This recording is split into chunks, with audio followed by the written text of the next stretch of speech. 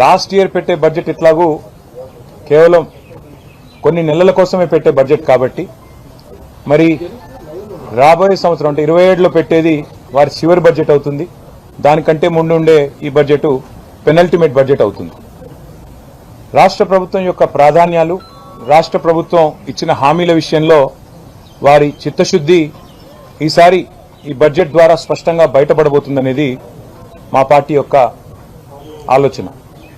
అందుకే ఈ సమావేశాలకి, ఈ బడ్జెట్ సెషన్కి ఉన్న ప్రాముఖ్యతను దృష్టిలో పెట్టుకుని ఈరోజు మా గౌరవనీయులైన శాసన మండలి సభ్యులు అట్లాగే గౌరవ శాసనసభ్యులందరితో కలిసి జాయింట్గా ఒక ఇంటరాక్టివ్ సెషన్, ఒక వర్క్షాప్ లాంటిది ఈరోజు ఇక్కడ ఏర్పాటు చేసుకోవడం జరిగింది.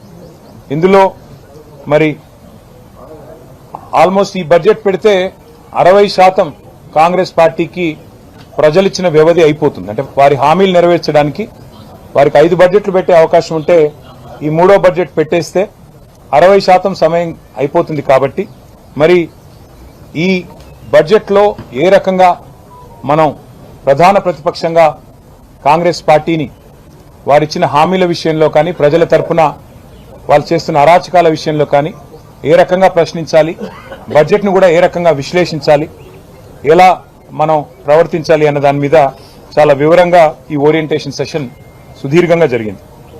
ఇవాళ జరిగిన ఈ కార్యక్రమంలో తొలుత పెద్దలు మండలిలో డిప్యూటీ చైర్మన్ బండా ప్రకాష్ గారు వారి గతంలో రాజ్యసభలో, పార్లమెంట్లో వారు పనిచేసినప్పుడు అక్కడ ఉన్న ప్రాక్టీసెస్, అట్లాగే తర్వాత ఇప్పుడు డిప్యూటీ చైర్మన్గా మరి వారికి ఉన్న అనుభవం అన్నీ కూడా చాలా వివరంగా చెప్పారు.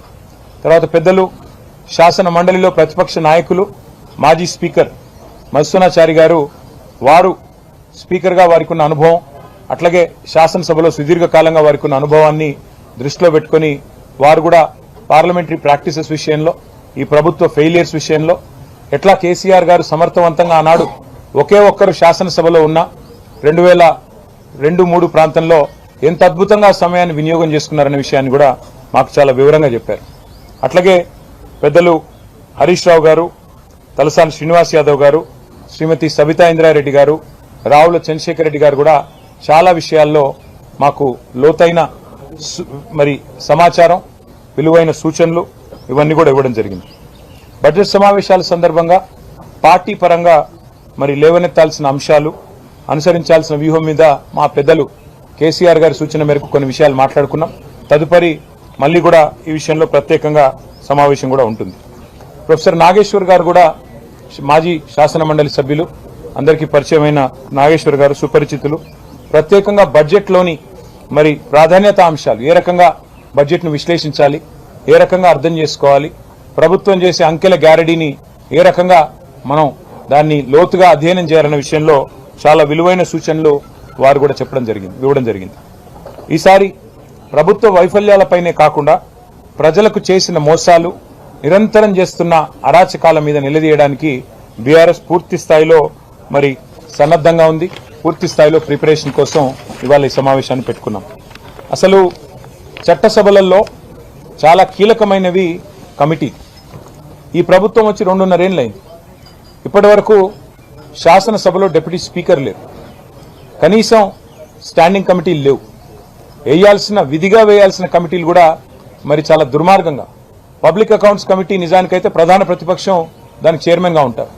మా పార్టీ తరఫున పెద్దలు కేసీఆర్ గారు హరీష్ రావు గారి పేరును ప్రతిపాదిస్తే పీఏసీ చైర్మన్గా, ఆ రోజు స్పీకర్ గారు ముఖ్యమంత్రి గారి కనుసన్నల్లో మా పార్టీ నుంచి డిఫెక్ట్ అయిన, మా పార్టీ నుంచి పార్టీ మారిన, కాంగ్రెస్లో చేరిన శేర్లింగంపల్లి ఎమ్మెల్యే గారికి అవకాశం ఇచ్చి ఇవాళ ప్రజాస్వామిక విలువలను కూడా తుంగలో దొప్పారు, రాజ్యాంగ స్ఫూర్తిని కూడా మంటగలిపారు.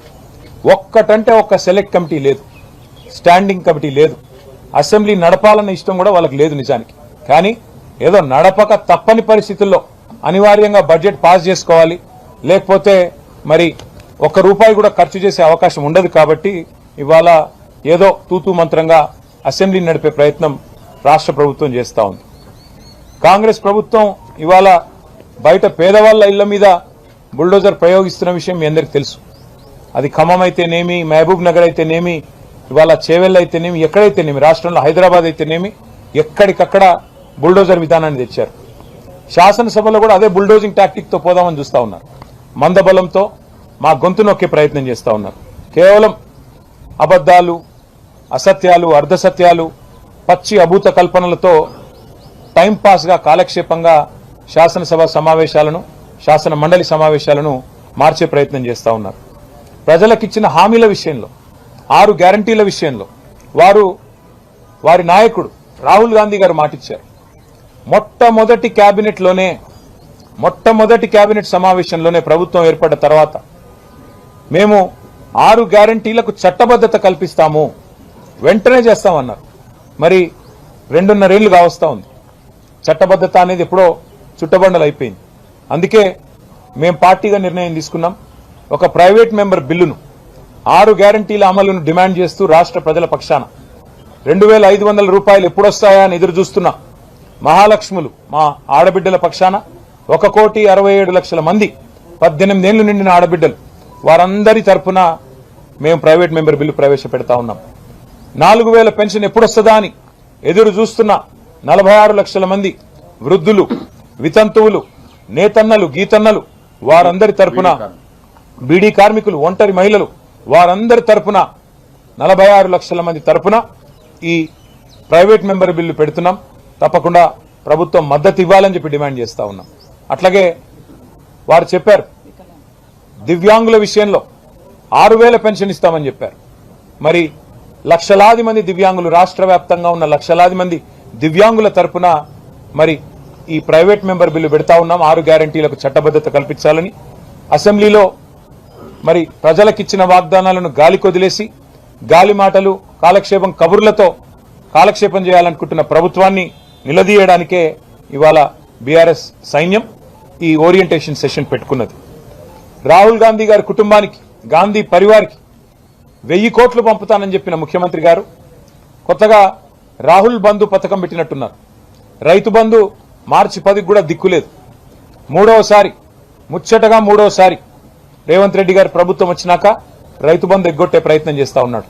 గతంలో 2 సార్లు ఎగ్గొట్టాడు. ఇప్పుడు ముచ్చటగా మూడోసారి కూడా ఎగ్గొడతా ఉన్నాడు. అందుకే రాష్ట్రంలోని 70 లక్షల మంది రైతుల తరపున 6 గ్యారంటీలకు చట్టబద్ధత కల్పిస్తే 15,000 వేస్తానన్న మాట నిజమైతది. కాబట్టే ఈ ప్రైవేట్ మెంబర్ బిల్లు ప్రవేశపెట్టబోతా ఉన్నాం. అట్లాగే 10 ఏళ్లలో ఆర్థిక వృద్ధిలో మెరుపు వేగంతో దూసుకొని పోయిన తెలంగాణను తిరోగమన విధానాలతో ఈ ప్రభుత్వం ఇవాళ దారుణంగా దెబ్బతీస్తా ఉన్నది. వీళ్ళు మోసం చేయని వర్గం లేదు, కుప్పకూల్చని రంగం లేదు. 1 కోటి మంది మహిళల్ని కోటీశ్వరులు చేస్తామని చెప్పి డైలాగులు తప్పకుండా అడుగుతాం ముఖ్యమంత్రి గారిని, ప్రభుత్వాన్ని. ఎంతమంది మహిళలు కోటీశ్వరులు అయినారు, ఎంతమంది లక్షాధికారులు అయినారు మీ ప్రభుత్వం వచ్చాక చెప్పమని అడుగుతాం. మరి ఆ తల్లులందరికీ ఎందుకు మహాలక్ష్మి అమలు చేయట్లేదు నిలదీస్తామని చెప్పి కూడా ఈ సమావేశాల సందర్భంగా మాట్లాడుకున్నాం.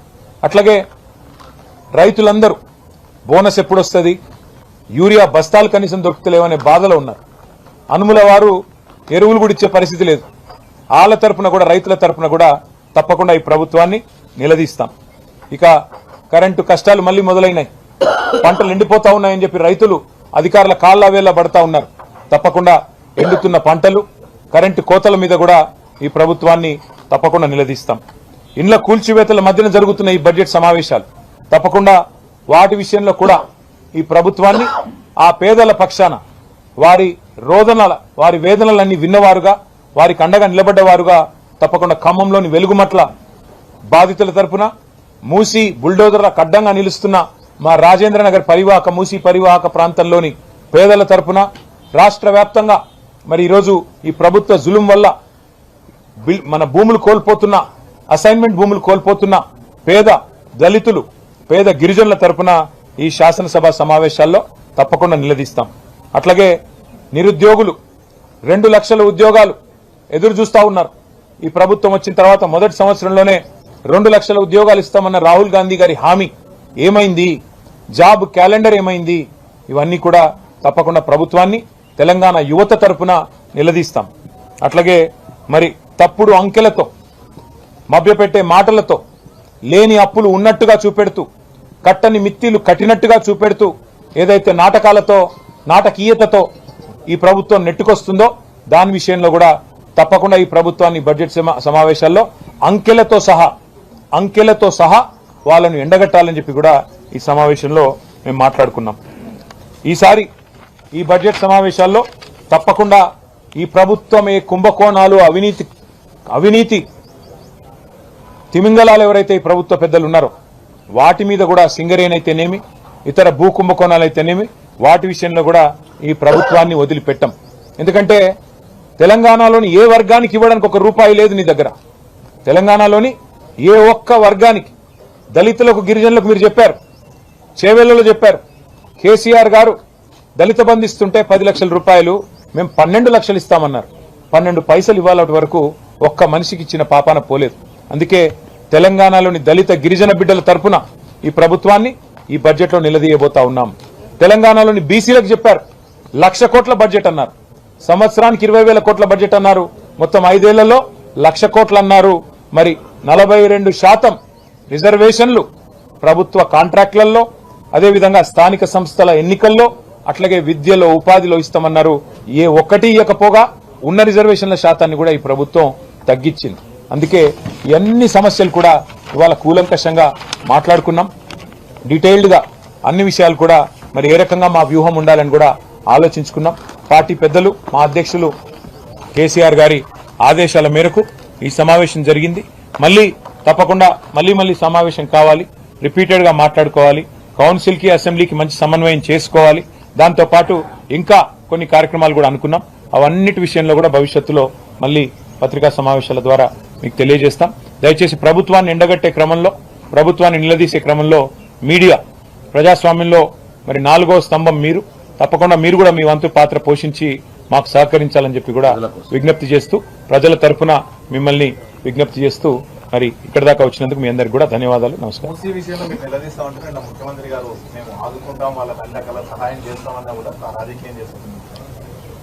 మీరు ఒకటి గుర్తుపెట్టుకోండి బ్రదర్, ఇవాళ ప్రజలు ఒకటే ప్రశ్న అడుగుతున్నారు. ఇదే ముఖ్యమంత్రి గారు చెప్పేదేమి, మాకు అప్పు పుడతలేదు, నన్ను కోసినా రిటైర్మెంట్ బెనిఫిట్స్ ఇవ్వలేను, డిఏలు ఇవ్వలేను, 6 గ్యారంటీలు అమలు చేయలేను, నేను మహిళలకు 2,500,000 ఇవ్వలేకపోతున్నా, రాష్ట్రం అప్పుల కుప్ప అయింది అని చెప్పి ఒకవైపు తప్పుడు మాటలు చెప్పేది ముఖ్యమంత్రి గారు. ఇవాళ తెలుగులో సామెత ఉంది, మింగ మెతుకులేదు కానీ మీసాలకు సంపెంగ నూనె. నీకు ఈ రాష్ట్ర ప్రభుత్వంలో మీరు రావడానికి ప్రధానంగా మీకు ఓట్లేసిన వారికి, మీకు 6 గ్యారంటీల పేరుతో మీరు ఇచ్చిన హామీలు 100 రోజుల్లో అమలు చేస్తామన్న వాటికి 1 పైసా కేటాయించే తెలివి లేదు. రైతులకు రైతు బంధేసే ముఖం లేదు. ఇదే ముఖ్యమంత్రి నెల రోజుల కిందటే కదా హామీ ఇచ్చింది. మున్సిపల్ ఎన్నికలు అయిన మర్నాడే 9,000 కోట్లు రైతు బంధుకి వేస్తానని చెప్పారు. మున్సిపల్ ఎన్నికలు ముగిసి నెల రోజులు అయిపోయింది, ఇప్పటి వరకు 9 పైసలు కూడా వేయలేదు. అందుకే మేము అడుగుతున్నాం, ముందు మీరు ఇచ్చిన హామీలు నెరవేర్చండి, మూసి కట్టండి, ప్రజలకు మంచి పునరావాసం కల్పించాలని అడుగుతున్నాం, ఇండ్లు కూలగొట్టొద్దని అడుగుతున్నాం. మేమే మూసీకి వ్యతిరేకం కాదు, కానీ మీరు చేయాల్సిన పని చేయకుండా ఒకవైపేమో అప్పుల పాలైందని చెప్తూ, ఒకవైపేమో పైసా లేదని చెప్తూ, ఒకవైపేమో తప్పుడు మాటలు చెప్తూ, మరొక వైపు మూసీలో 1,00,000 కోట్లు ఖర్చు పెట్టి నేను ఇది చేస్తా అది చేస్తా అంటే మిమ్మల్ని ఎవరు నమ్మాలి? మీరు చేసేది మూసీలో ప్రక్షాళన కాదు, మూసీలో మూటల వేట, ఢిల్లీకి డబ్బులు పంపడానికి మూటల వేట, మూసీ బ్యూటిఫికేషన్ పేరిట లూటిఫికేషన్ ఏదైతే చేస్తున్నారో దానికి మేము వ్యతిరేకం. మూసీలో జరిగే దోపిడీకి వ్యతిరేకం, మూసీలో జరిగే లూటీకి వ్యతిరేకం, మూసీలో మూటల వేటకు మేము వ్యతిరేకం తప్ప ప్రజలకిచ్చిన హామీలు నిలబెట్టండి. ముందు 2,500 మహిళలకు ఇవ్వండి, 4,000 పెన్షన్లు ఇవ్వండి, రైతులకు రైతు భరోసా 15,000 ఇవ్వండి, స్కూటీలు ఇవ్వండి, విద్యా భరోసా కార్డులు ఇవ్వండి. ఇచ్చిన తర్వాత మూసీ సుందరీకరిస్తారా, లేకపోతే ఇంకే 10,000 కోట్ల ఫీజు రీయింబర్స్మెంట్ బాకీ ఉన్నారు మీరు, అవన్నీ ఇవ్వండి ముందు. అవి ఇచ్చిన తర్వాత మీ ప్రాధాన్యాలు ఏంటి? సుందరీకరణనా, లేకపోతే మూసీ సుందరీకరణనా, లేకపోతే ప్రజల జీవితాలు బాగు చేయడమా? అందుకే మొన్న కూడా మేము రాజేంద్ర నగర్ లో చెప్పింది కూడా ఒకటే, మీరు పేదల ఇల్లు కూలగొట్టకుండా, పేదల కొంప కొల్లేరు చేయకుండా, మేము నాగోల్లో ఒక 5 కిలోమీటర్లు చేసి చూపెట్టిన విధంగా ఎవరికి ఇబ్బంది కాకుండా సుందరీకరణ చేయండి, మాకు అభ్యంతరం లేదని చెప్పాం. దాంతో పాటు 6 గ్యారంటీలు కూడా అమలు చేయాలనేది మా డిమాండ్.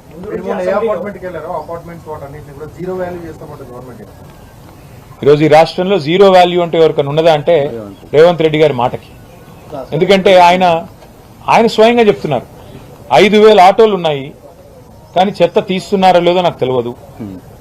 నేను రైతు బంద్ వేసినా, రైతు రుణమాఫీ చేసినా అయిందో కాలేదో నాకు తెలియదు. అట్లాగే చెప్తున్నాడు రాత్రి 10 గంటల వరకు, 10 గంటల తర్వాత వ్యాపారాలు చేసుకోకూడదని ఆయన జీవో ఇచ్చిండు, ఆయనకు తెలియదు. అసలు ఆయన ఏం చేస్తున్నాడో ఆయనకే తెలియదు. రాష్ట్రంలో పరిపాలన పిచ్చోడి చేతిలో రాయిలాగా మారిపోయింది బ్రదర్. డే ఎకానమీ నాశనం చేసిన వాడు నైట్ ఎకానమీ చేస్తాడు. పొద్దున పూట మంచిగా నడిచే రియల్ ఎస్టేట్ రంగాన్ని నాశనం పట్టించి మొత్తం దివాలా తీసే విధంగా చేసినోడు నైట్ ఎకానమీ తెస్తా అంటే ఎవరన్నా నమ్ముతారా? అందుకే మేము అనేది, అయ్యా రాహుల్ బంధు పథకం కాదు, రైతు బంధు పథకం అమలు చేయి, ఇచ్చిన మాట నిలబెట్టు. ఢిల్లీకి 1000 కోట్లు పంపడం కాదు, రైతులకు 9000 కోట్లు ఇయ్యి. ఉన్న ఇల్లు కూలగొట్టినోడివి నువ్వు. హైదరాబాద్ లో ఇల్లు కట్టినవా? ఒక్క ఇల్లు 2.5 ఏళ్లలో. నేను మొన్న కూడా చెప్పాను, మళ్ళీ చెప్తున్నా, హైదరాబాద్ లో ఈ ప్రభుత్వం 2.5 ఏళ్లలో ఒక్క ఇల్లు కట్టినట్టు రుజువు చేస్తే నేను రాజకీయాలు వదిలేస్తా అని చెప్పాను. చూపెట్టమనండి. మేము కట్టిన ఇళ్లకు 3 రంగులు పూస్తే ఇల్లు అయిపోదు కదా. మేము ఇచ్చిన ఉద్యోగాలకు కాయిదాలు ఇచ్చుడు, మేము కట్టిన ఇళ్లకు 3 రంగులు పూసుడు, ఇదా నువ్వు చేసే పని? మేము కట్టిన ఫ్లైఓవర్లకు రిబ్బన్లు కట్ చేసుడు, మేము కట్టిన కొత్తవాల్గూడ పార్కుకు పోయి రిబ్బన్ కట్ చేసి నేనే చేసిన డబ్బా కొట్టుకోవడం, ఇదేనా మీరు చేసేది? అందుకే మేము అనేది, నీ మాటకి ఇయ్యాలా ఈ రాష్ట్రంలో విలువ లేదు, నీ పొజిషన్ కి విలువ లేదు, నీకు జీరో వాల్యూ ఉంది. ఇది తేలిపోతుంది భవిష్యత్తులో, మీరు చూడండి. Thank you. చూద్దాం, వారు ప్రజాస్వామికంగా ఉంటే మేము అంతకంటే ప్రజాస్వామికంగా ప్రజల తరపున ఉంటాం. అందుకే కదా డే లాంగ్ సెషన్ పెట్టుకుంది, మేధావులని పెద్దల్ని పిలిచింది, మాట్లాడుకుంది, అన్ని రకాలుగా ప్రిపేర్ అవుతుంది. అందుకే కదా ప్రజాస్వామికంగా ప్రభుత్వం వ్యవహరించాలని కోరుతున్నాము, వ్యవహరిస్తారని ఆశిస్తున్నాము. లేని పక్షంలో మళ్ళీ ఏం చేయాలో పెద్దలు కేసీఆర్ గారితో కూర్చుని నిర్ణయం తీసుకుంటాం. పార్టీ అన్నాక మా నిర్ణయాలు మాకుంటాయి బ్రదర్, మా ఆలోచనలు మాకుంటాయి, తప్పకుండా మా వ్యూహాలు మాకుంటాయి. అందులో భాగంగా మా పార్టీ నిర్ణయం తీసుకుంది, దానికి అనుగుణంగా.